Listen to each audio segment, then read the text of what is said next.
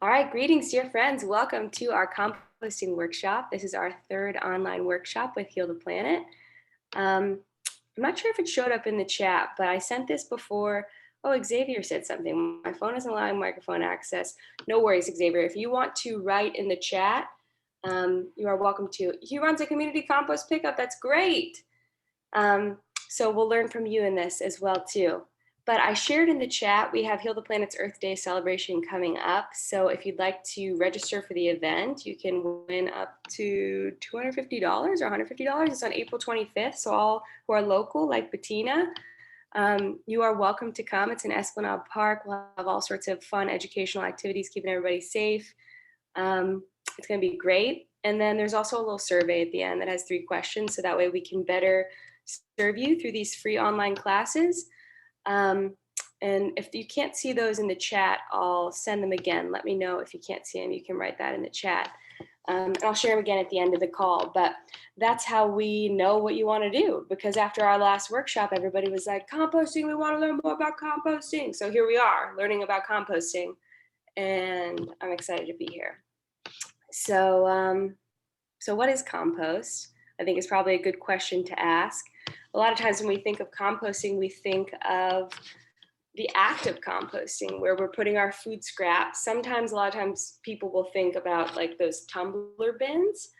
But we think of composting as the act of us with our food waste. But really what composting is the process of things breaking down. So composting is the leaf falling onto the forest floor. It's that process of decomposition that turns death into life and keeps that cycle going. I'm always doing this hand gesture when I speak about what it is that I do.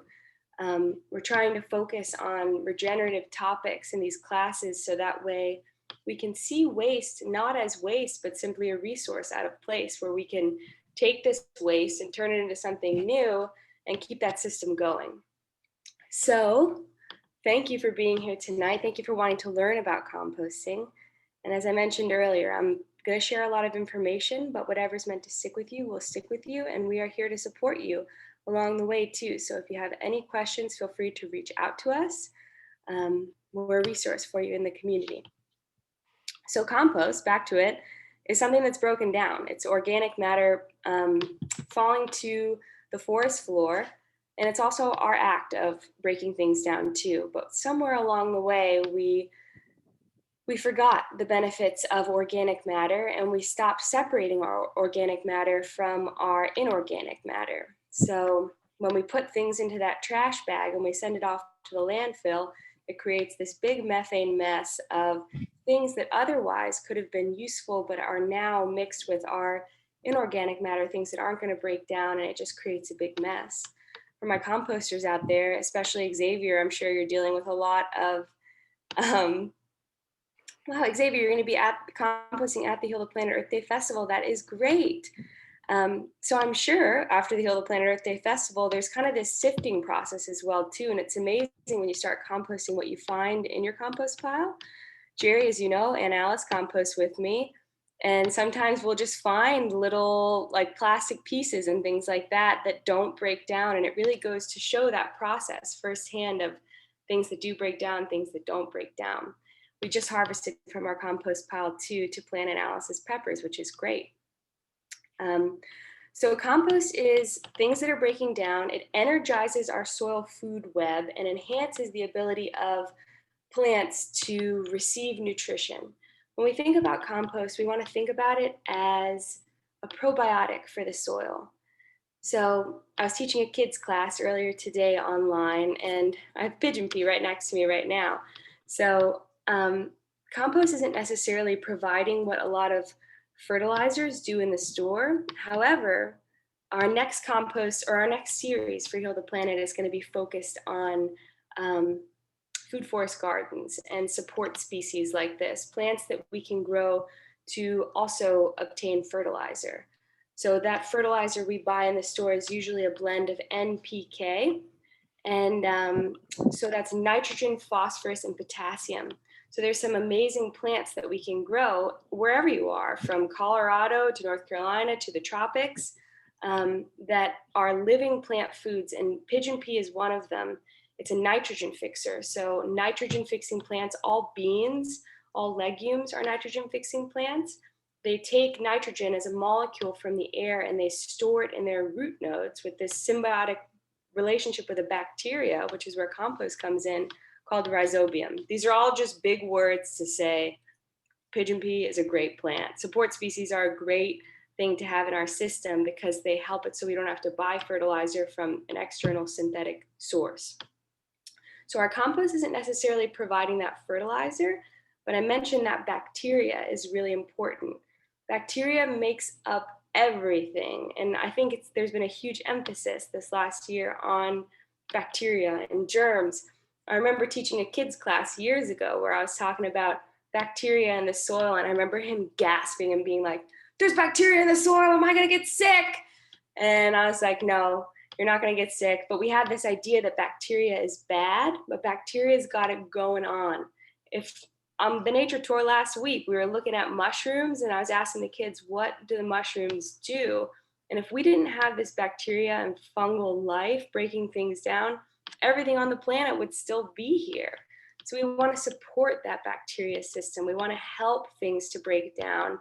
And one of the major ways we can do that is through composting. So tonight you're going to see a couple different methods for composting, keeping it simple, not having to buy a thing. A lot of times when we start something new, we think we need to go out and purchase things, but you don't need to do any of that.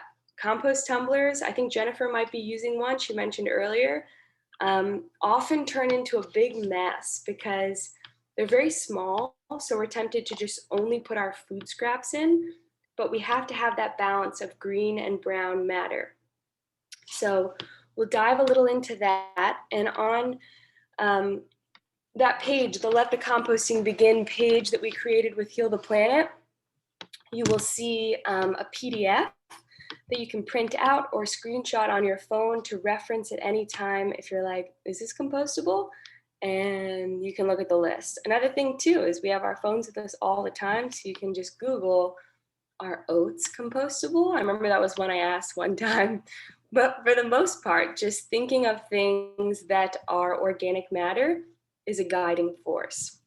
It gets a little tricky in certain parts when it comes to animal matter and things like that. But as we know, all of life goes back into the soil if we don't prevent that process by encasing ourselves in some sort of thing or embalming ourselves. Everything is breaking down all the time if we allow it to. So for me, we'll talk a little bit more about that, but and Xavier, I'd love to hear your thoughts on it too.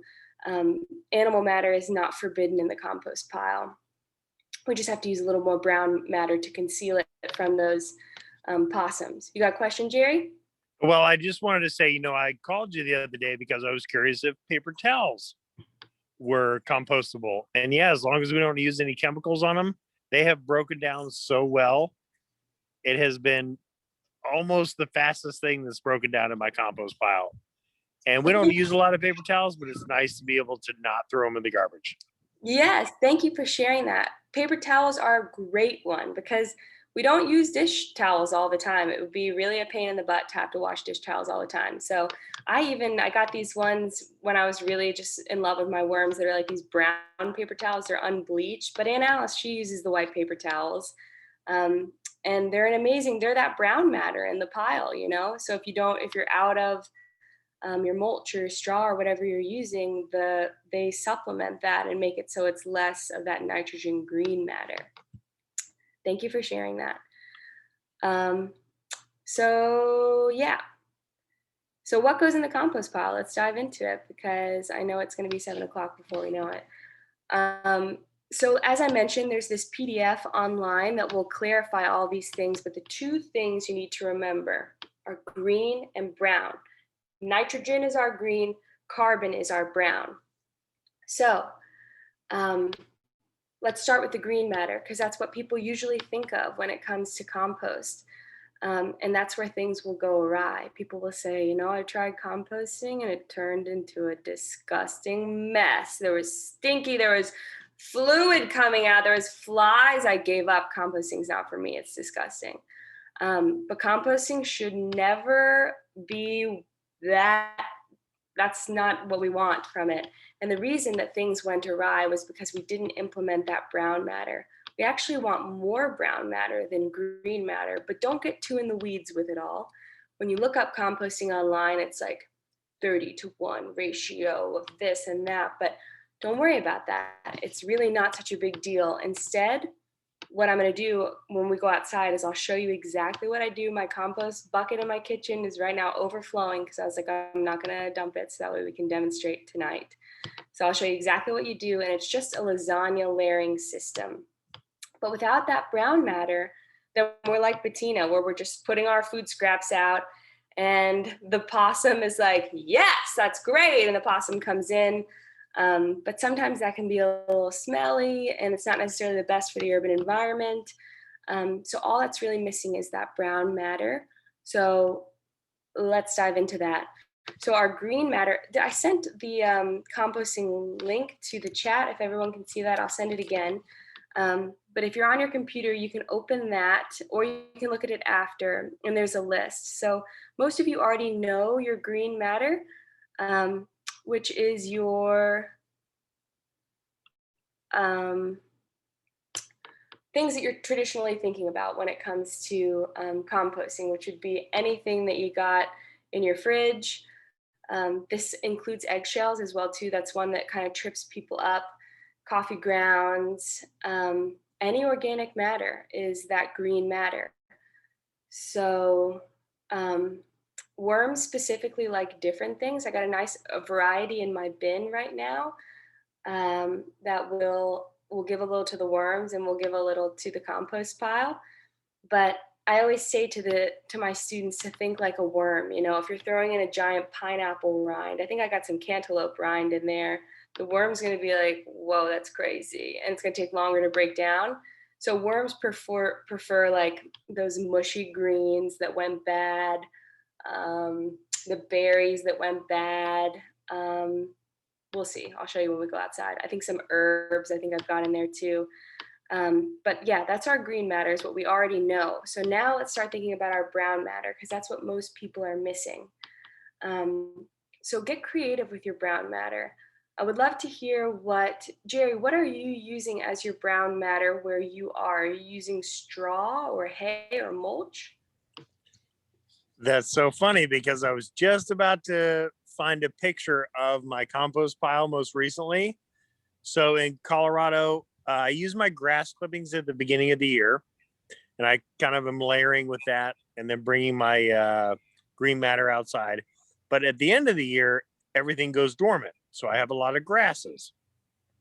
Once the nutrient is sucked from the grasses, I basically chop them off, and that's what I'm using to cover my green matter for the winter, basically. And that's why I'm watering on top of it, so that I've got this organic material breaking down with the brown matter on top and integrated into it. So grasses. Excellent. I love to hear it. That's another good thing you bring up too. So grass is a nitrogen when it's green, and then when it dies, it's a brown. So when we're thinking of brown matter, we're thinking of dead stuff. So dead stuff would be, for me, my favorite brown matter to use is mulch, because we have such an abundance of it here in the urban environment. Things are constantly, I feel like I grew up to the sound of chainsaws and wood chippers, because there's constantly these land care crews going through. So connecting with those land care crews is crucial. When you hear them on your street, if you don't have a lot of biomass on your site, that's how you can start creating a healthy system, and they can drop it off for free. So there's this fear and this question that people will ask when I talk about this, where they're like, I don't know, what if it's disease? What if it's all of these questions that it's going to go wrong? But I have worked with many tree trimmers, and the truth is that they have to pay to dump this stuff at the landfill, where it then mixes with our inorganic matter and creates this big methane mess. And so working together with them and creating that relationship is great. And if you're local and you'd like a connection to mulch, let me know. But if you're not, it's just a matter of starting to notice what you got around you. A lot of times we have access to brown matter, but we aren't necessarily aware of it. We have the lawn crew coming through and they're blowing the leaves away. Right now, my oak tree's been dropping a lot of leaves. So it's really whatever you have around you is useful. Even just like my family lives in New Orleans and they have lots of oak trees there, and they'll have bags on the side of the road, people bagging up their oak leaves. So you can grab one of those. But our brown matter is our dead stuff, and it's a huge part of the equation in composting if we want to have a healthy pile. But as Jerry mentioned earlier, we can also use paper towels. We can use paper towel rolls, toilet paper rolls. I even have a little bin in my bathroom that is, I used to have two, but now I don't even really have any inorganic matter in the bathroom because there's options for like compostable dental floss and compostable Q-tips. Both of those would be qualified as brown matter, and both of them will break down. But our tissues too, like when we're in the bathroom, you blow your nose or something like that, you can put that into your little thing and bring that out to your compost as well. I'll bring that out tonight while we go out to my pile. But anything that was once a tree is compostable. So like cardboard, we don't want to put big sheets of cardboard in a pile because, as we know, that'll kind of mat things down. It's kind of a pain in the butt to break it up too. So my preferred way to use cardboard is like with sheet mulching, which we can talk about in another class if you're interested, like how to build garden beds for free with the waste stream. Paper to go items, things like that. Anything that's paper is fair game for the compost pile, as Jerry mentioned as well too, if we're wiping up with chemicals. But I got a feeling, since you guys are on a Heal the Planet workshop, you're probably not using too many chemicals. You're probably being mindful of that too. So, but yeah, being mindful of that. Another thing to be mindful of in the compost pile too is like when we have diseased plants and things like that, we don't want to put that into the compost pile.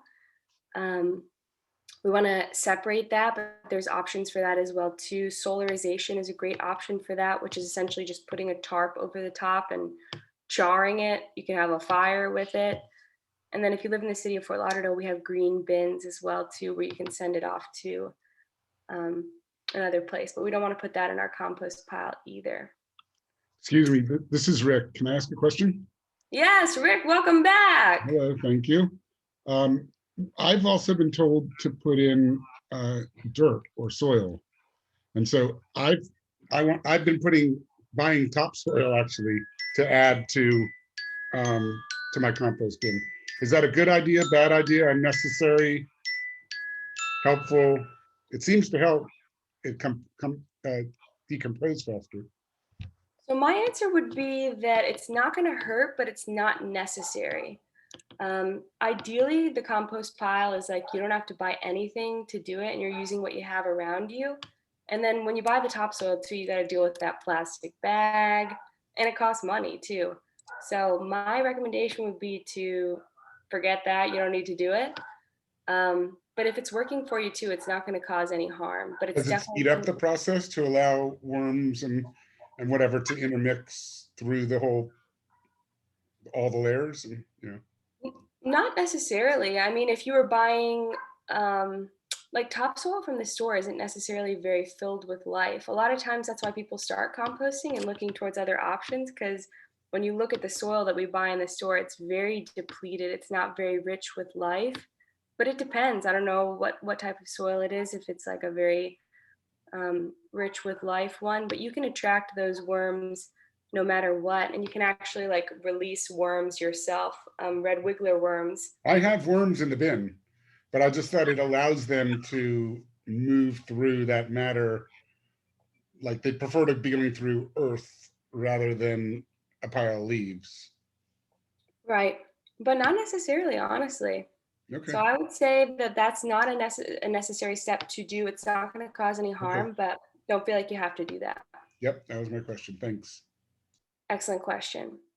So yeah, is everybody clear on greens and browns? Like I said, we got that PDF online, but just to shout out the greens that I see here on the PDF, it's like fruits, vegetables, eggshells, nuts and grains, tea and coffee grounds, flowers, and plants. And then our browns are on the other side, which is like paper towels, paper towel roll, anything that was once a tree. Does this make sense? Yes, I have a question, Megan. Mm-hmm. You said not to use diseased plants, but do rotting vegetables at some point become diseased, or are they just bacteria ridden and they're terrific? Right. So rotting vegetables, no worry at all on that. We're talking instead like garden plants that have caught like white fly or have some sort of situation going on, scale, something that you don't want to spread through the garden. But just vegetables from the store, no worry at all on that. Any other questions, you guys? I do have one more question. I have a friend who I've been trying to convince to compost, and they said they used to compost and they had rats. I know you talked about attracting animals when we were in person, but they're on the water and we all have rats, but they said that attracted rats and they really came to it, and she thought it was a rat attractant. Well, What's your first and thought on it? foremost, I love that you're trying to convert a friend to composting. It's always a challenge, you know, and people will come to composting when they're ready to. But the answer to almost every composting issue is add more browns. So what we're going to do right now when I go outside is what we're doing is it's called a biofilm. So we're creating a shield so that way the rats are less inclined to notice that we've dropped our food scraps, whatever that is, underground. Of course, we're always going to have visitors. Like I use a pretty significant amount of mulch and I still will get the occasional nighttime scrapper passing through, but it's really not a big deal in any way. And I never have an issue with rats. Mine is more possums. I get the occasional rat, but I have a stray cat who instantly, if there's a rat on site, it's like, and then she leaves it right outside my door. So that would be another good answer too, to allow a cat to be around to moderate the system. But there will always be life trying to get at it. But the more brown we implement into the system, the more foolproof we are. And yeah, does that make sense? Yes, that's good. Thanks. So the answer for most questions on troubleshooting is add more brown. Gotta smell, add more brown. However, in some scenarios too, we need to add a little bit more green, like if things aren't breaking down as quickly. So what the green does is it's nitrogen-rich matter. And when we're putting that into the pile, it will help facilitate that breakdown process. But we don't necessarily, most of the time, everyone has more green than brown. So don't worry too much about that. So yeah, it's getting creative about what brown you have around you and starting to use it. So you'll see the mulch that I've got next to my pile. But like I said, I didn't have mulch for a while and I was using the leaves that we had. You just got to get creative. So I love what Jerry said about the grass clippings. If you do have a grass lawn, I know my dad, he lives down in the Keys. He just started composting and he has a lot of seagrass. So he's been cutting back that seagrass and then letting it dry and then using that as his browns. But yes. Okay, so we only have 23 more minutes left. So I am now going to switch over to my phone and hopefully this will work. So I'll see you soon. I'm gonna. Hey, Megan. Yes. Sorry, this is Xavier. I just got my microphone working a little bit. I just wanted to add one thing that might help people out with browns is getting a shredder and using cardboard. We all seem to have a lot of Amazon packages coming these days, and cardboard is a pretty easy resource to get if you are very brown limited. You don't want to overload it, but that can help. That is a wonderful tip. Thank you for sharing that. So what kind of shredder would we need? Could you recommend one in the chat that would be like an accessible?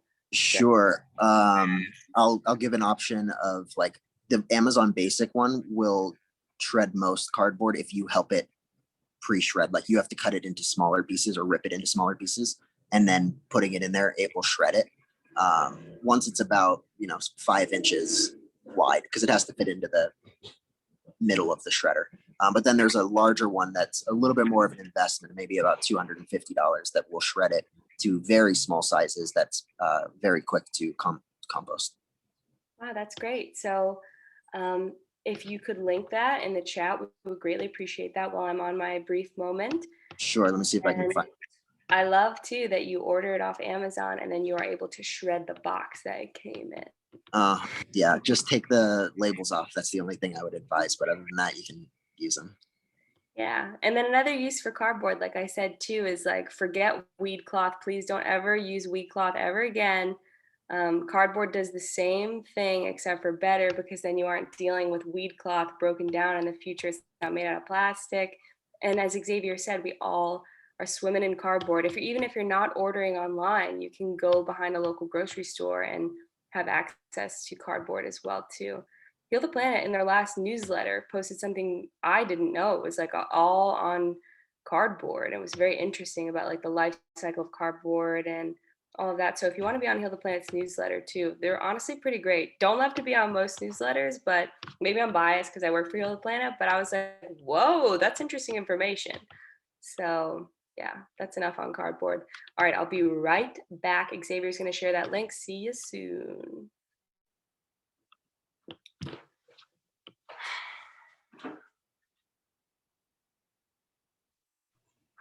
So while we're waiting for Megan to come back, Jerry, I was amazed to see you in a tank top in Colorado. Didn't you just have like 3 feet of snow? We did actually. I'm visiting my parents in sunny northern Florida. Oh, well, no We wonder. Yeah, I know. I'm sorry. I should have disclosed that. We are stuck here until all the flights are resumed. Our flight is actually tomorrow. Denver airport's trying to catch up. But it was a daddy-daughter trip down here to see my mother, who lives in Port St. Joe, Florida.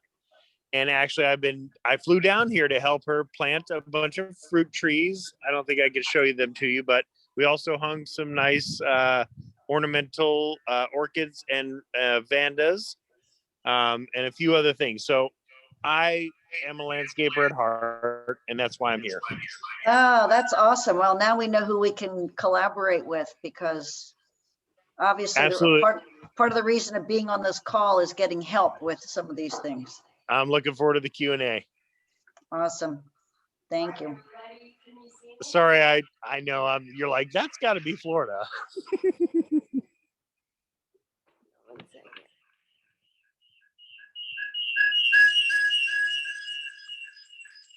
That is a crazy noise. I'm sorry.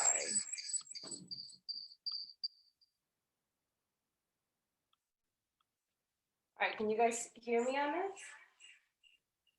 Yes. Yes. I think on your phone it's muted.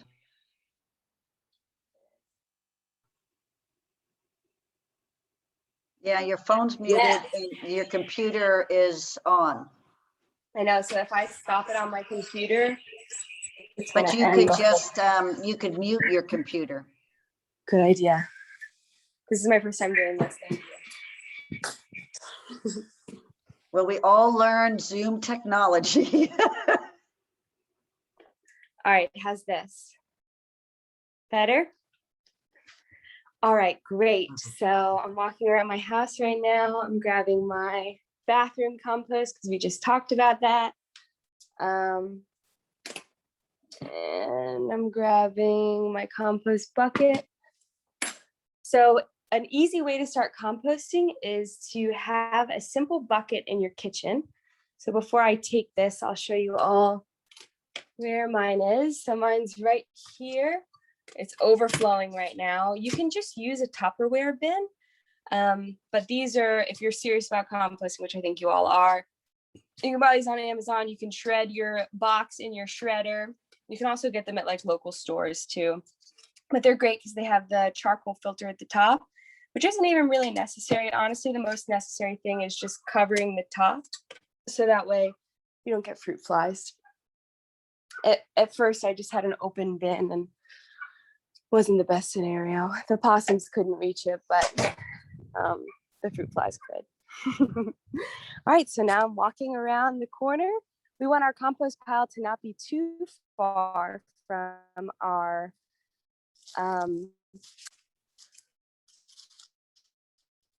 house, because we don't want in the butt to get out there. All right, and now I'm going to prop you up and I'll show you the process of what I do. So all of this is elegantly filmed on Field of Planet's website.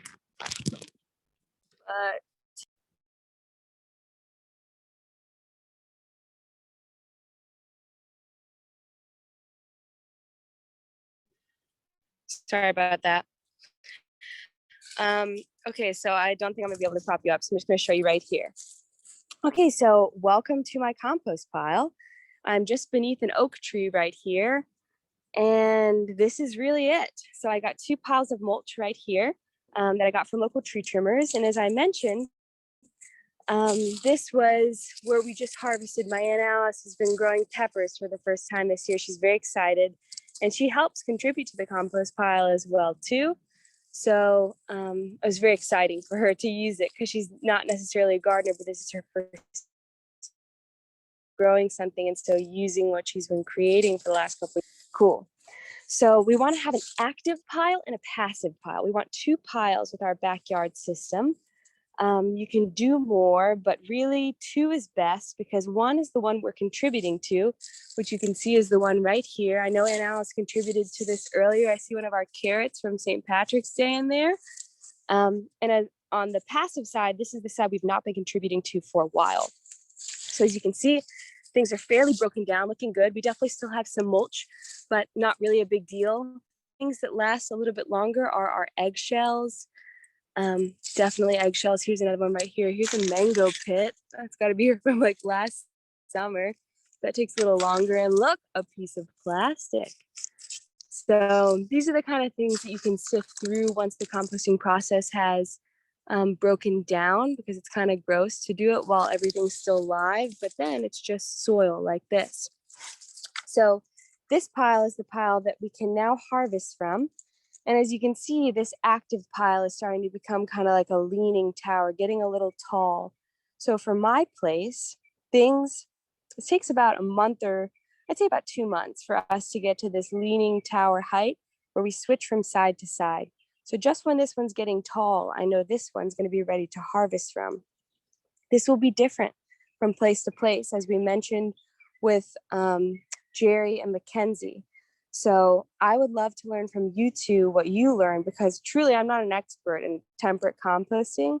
All of the principles are the same, but like the breakdown rates and things like that, I truly am not very well versed in. So I would love to hear from you guys what you learned through that process. Turning the pile, I know, definitely enhances heat in the pile and is not a bad thing. So you don't have to worry about that, Jerry. Oh, look, here's a little millipede.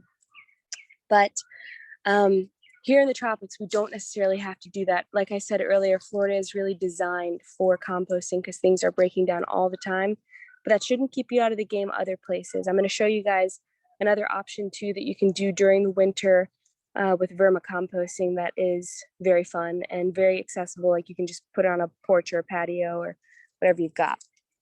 So yeah, that millipede, he's an ally. He's breaking things down in the soil, he or she, and we love to see it.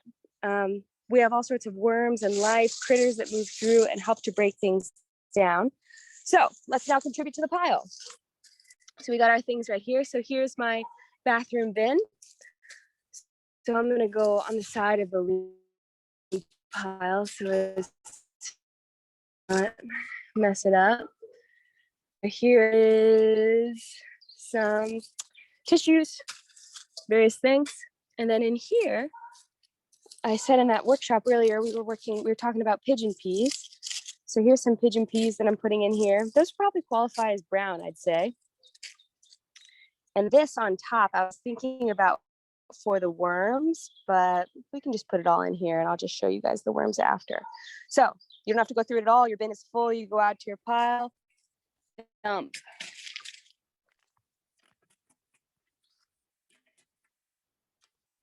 So we dumped everything out.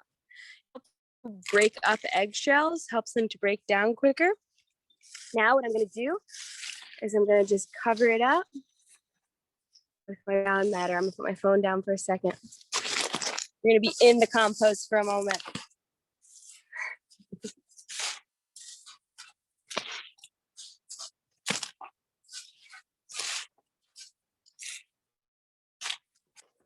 Great.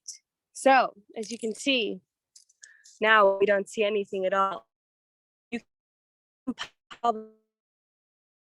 pile higher than this of your brown matter, ideally concealing a Zoom workshop. You don't want to keep people waiting, or it's dark, it's nighttime, you want to come inside. But covering things up, and then we're good.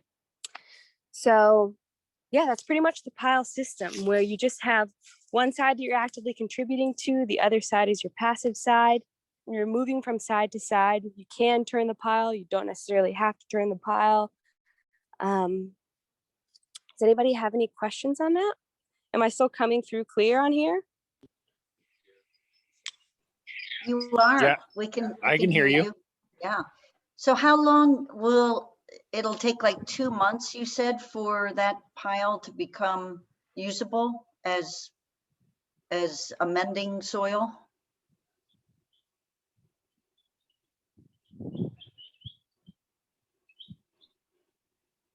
Are you there, Megan? Oh yeah, look at that.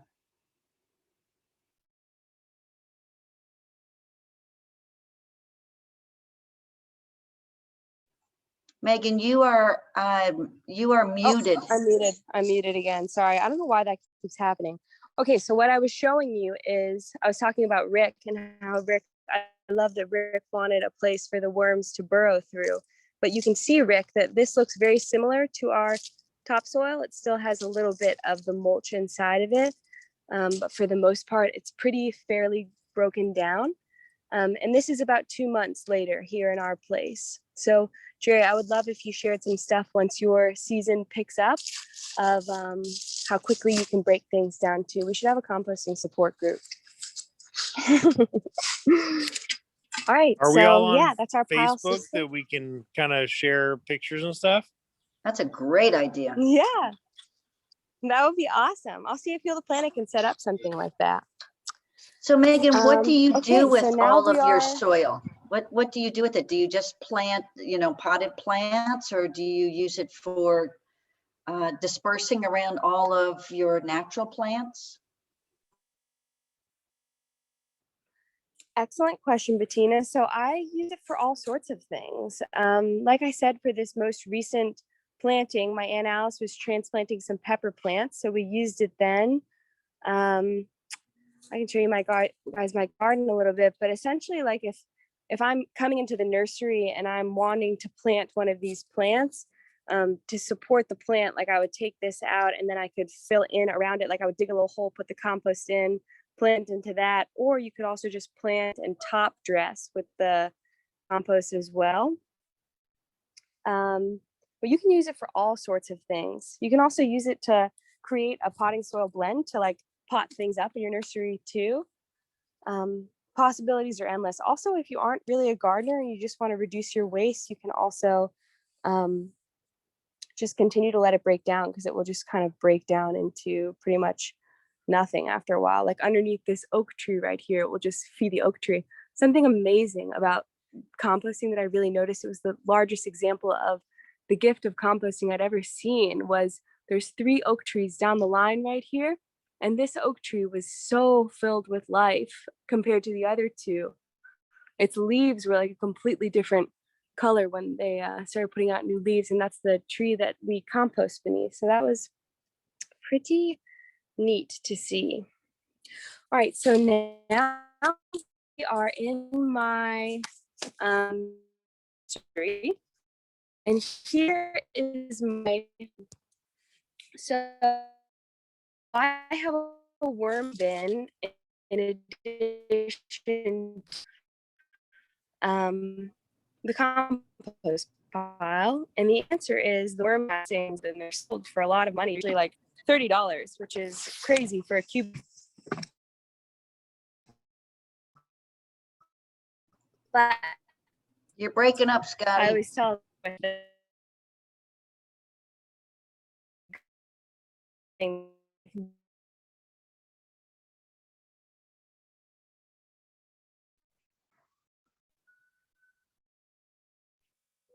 Is that better? Yes, you were frozen and breaking up, so we didn't hear very much, unfortunately. Okay, so all of this is on Heal the Planet's website. So you'll see like a gorgeous 5-minute video of me with my worm bin showing you what to do. So I won't go too in depth, but here is the worm bin right here. The difference between earthworms and composting worms is composting worms are, so earthworms will break stuff down too. But when we think of composting worms, like at worm farms and in my worm bin, we want red wiggler worms. Red wiggler worms are specifically designed to love the organic matter raining down upon them and quickly break things down. So let's see if we can show you some. All right, so here's in my worm bin. You can see there's still some things on the top and they kind of move around. Wherever the food is, that's where they go. Hold on, let me get a handful for you.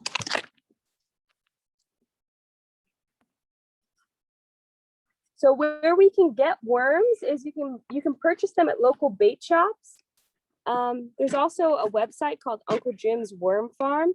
Maybe Xavier knows a good source too. But as I mentioned before, we're looking for red wiggler worms as opposed to just regular earthworms. Though the earthworms are allies in the soil as well too.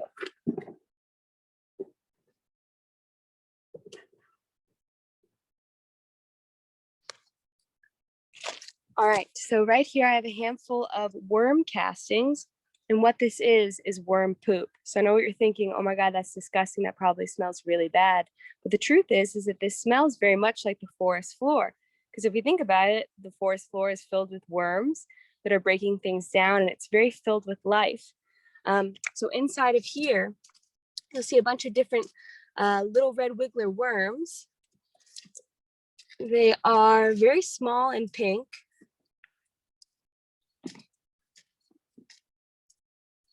There's one right there. There's a couple. I don't know if you can see it. You'll be able to see it better in the other videos. But how we start a worm bin, you'll see in that video as well too. But as you can see right here, this is just a Tupperware bin. So you already have one of these around your house, I guarantee it. So clearing out a Tupperware bin, we want it to be an opaque Tupperware bin. We don't want it to be see-through. Think like a worm. You want it to be dark. You want it to be nice and moist.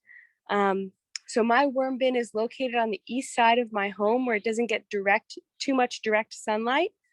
And what we do to get started is if we have it outside, we'll drill some holes in it. Mackenzie, if you had yours inside, you would drill your holes in the top, but not at the bottom. I have holes drilled at the bottom, so if we get a big rain, it's able to go through the box, but if you have it inside, you don't have to worry about that. And then what you would do to get started is you'd purchase your red wiggler worms. It's one thing you should purchase, I guess, in the composting process. They're very cheap and very fun. And then you'll rip up, wow, Jerry is a red wiggler worm. Yeah, so you'll rip up some newspaper to get it started. You'll see all of this in the video. You're essentially creating a little bed for the red wiggler worms. You'll deposit the red wiggler worms into the bed, and then you'll start putting your food scraps in. And like we said, you can put anything in, but they much prefer things that are nice and mushy. And So moving on, we have Megan, why one do you last. want a worm farm separate from the compost pile? So essentially what the worm castings are is like a super dose of compost. So it's more filled with bacteria than my compost pile. Like if you could see when I was holding the previous compost, it was like, it looked like topsoil, but the worm castings were like almost like mud, you know, they were so nutrient dense. So you can use the worm castings more sparingly. You can make worm casting tea. At the Urban Farming Institute, John makes a tea every Saturday to feed the plants. And you're using it as more of like a super dose of nutrition, if that makes sense. Okay. I also do it as well too to kind of demonstrate as to people too the different options, and also because worms are fun. And the worm bin is also very self-sufficient. Don't feel like you're getting a pet where it's like I have to take care of these worms all the time. you can leave the worms for an extended period of time, like a couple weeks, and they will be fine so long as you give them their bedding and food scraps before you go, which you'll learn how to do in the video. But I know we're getting close to the time, so I wanted to just show you one last thing here. So this is my bananas. I just harvested a rack of bananas from here. But as you can see, this is the very center of my garden. And it's important to have a place like this because we're able to, let me flip this around. We're able to participate in that composting process.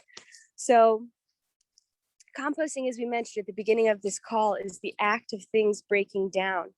And so by when I go through my garden and prune things back, like this philodendron leaf or palms in here, I can put it all into the center of this banana circle, and honestly no one even really notices it, is the amazing thing. And I just harvested my biggest rack of bananas I've ever harvested because bananas love to be fed. This is called a banana circle because what you do is you plant a couple of bananas and then you start contributing to the center of the pile. There's a video about this on the composting series as well too. This is a great way to conceal organic matter and also get really productive racks of bananas too, because a lot of times people are like, I don't get it, my bananas are so shrimpy, and they feel like they need to buy fertilizer to feed the plants. But really what we're doing here is we're just having a place to drop our organic matter and also conceal it in a way that looks really nice. So that could be anything. That could be any place for you. But if you're in the tropics, I definitely recommend a banana circle because it's a great way to do it and you get great bananas out of it. But just allowing that leaf to fall is very challenging for us as individuals. As I said, I grew up to the sound of leaf blowers and lawn mowers, and we have such a tendency to want to get rid of organic matter. But there's ways that we can design the system to have the organic matter look beautiful as well too. I'm sitting right now in my garden and you can see beneath my feet is mulch, which is feeding the system and also didn't go to the landfill as well too. And then rather than throwing those food scraps somewhere else, I'm able to put them all into one controlled place right there that feeds the bananas, and then it keeps the garden nice and more intentional, you know. But we're not just getting rid of that matter. We're instead keeping it in the system somehow, getting creative with that. So that was a garden tour. I hope my reception is still working. But I'm here for any questions as we start to wrap up our call. What do you guys got? That was beautiful. I thought that helped so much to see what you're using and how you're using it and the worms. That was really interesting. And I like the idea that you're saving a worm from getting on the end of a hook. I'm going to go with, I definitely have never thought about the worms. And so I did not know there was a difference between a manure worm and an earthworm. So we're going to definitely try those this summer in Colorado with our more temperate climate. Once we get it, hopefully after the snowstorm. And then I'm also going to use the worms for fishing. Sorry. And Megan, you're on mute again if you say something.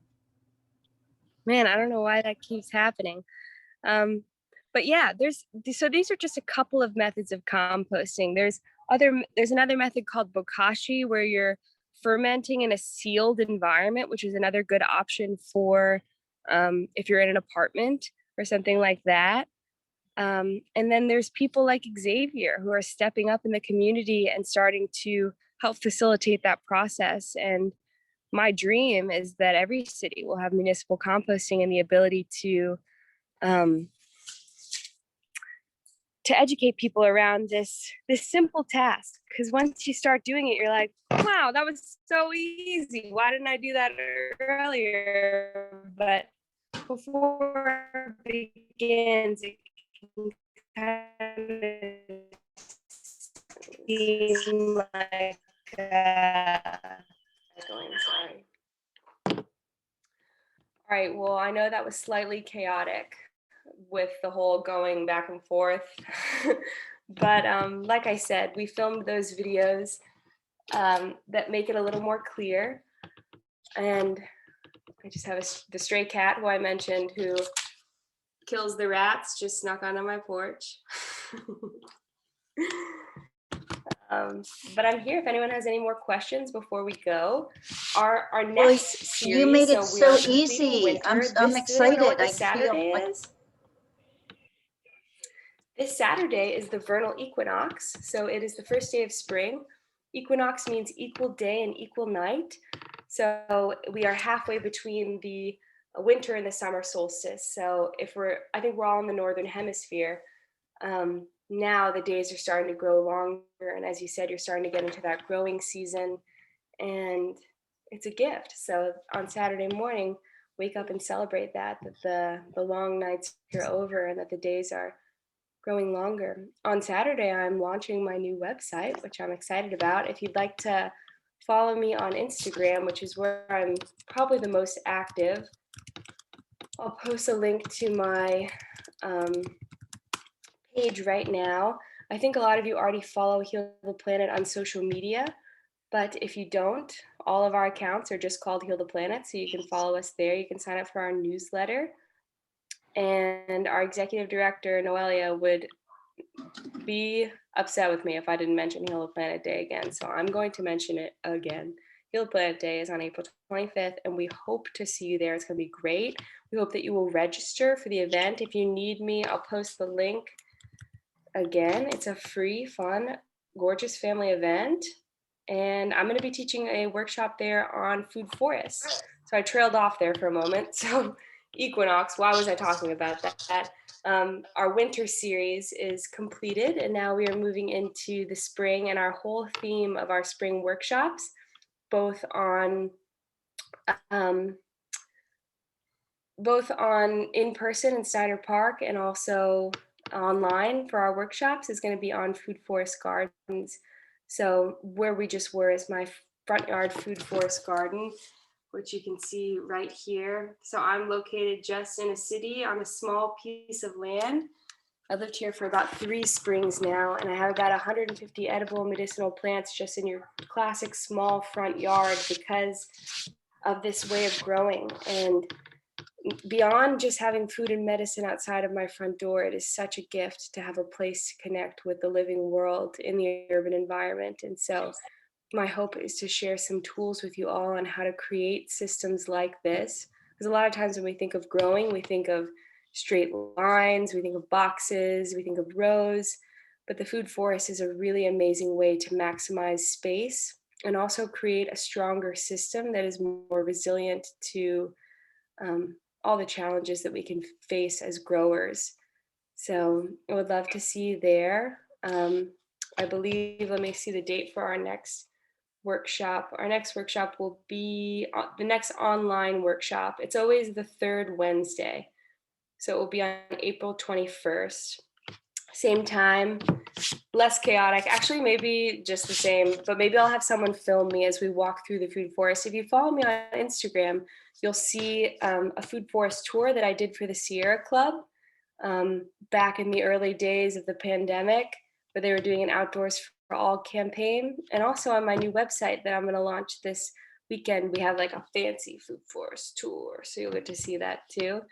And then you can come visit our food forest in Steiner Park. We started a couple food forests through the community now for 4-H clubs, and they're starting to pop up different places, which is pretty exciting. So if you want to learn more, definitely participate in our spring workshops because they are going to be great. And thank you all for your kind feedback on this composting workshop. I appreciate your kind words in the chat. And if anybody has any more questions, you're welcome to let me know. My email address is megan@healtheplanet.com. Oh wait, I sent that just directly to Jerry. My bad.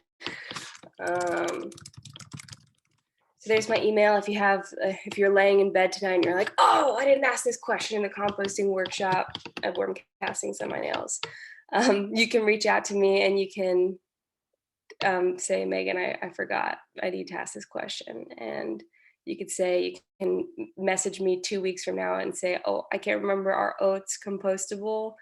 And I'll say yes, because I Googled that in the past. Does anybody have any more questions, or are you ready to call it a night? Happy St. Patrick's Day. Happy St. I'm Patrick's wearing my Day. green, my Connemara marble. I never wear jewelry, so it's a little strange, but Oh, we love the green. from We Ireland. love I'm very green Irish. stuff. Jerry's very Irish too. And if any of you are Irish out there, I'm sending you love and solidarity. Thanks for I the great posted one more class. thing Happy on my St. Patrick's Instagram Day. today of oxalis, which looks like a shamrock. So if you follow along there, the reason I started the page was to educate around edible and medicinal weeds growing in the environment, but it has evolved into much more. But that's an edible plant. So you'll see that online, and it's a little bit of Irish love for you guys. So thank you for being here. Thank you. And I So hope to see you fun. for the next workshop or at Heal the Planet's Earth Day event or in the park or in the community. Love to all. Thanks, Megan. Thanks, Megan. Thanks, Thank you so Megan. much, Megan. Bye. Bye for now.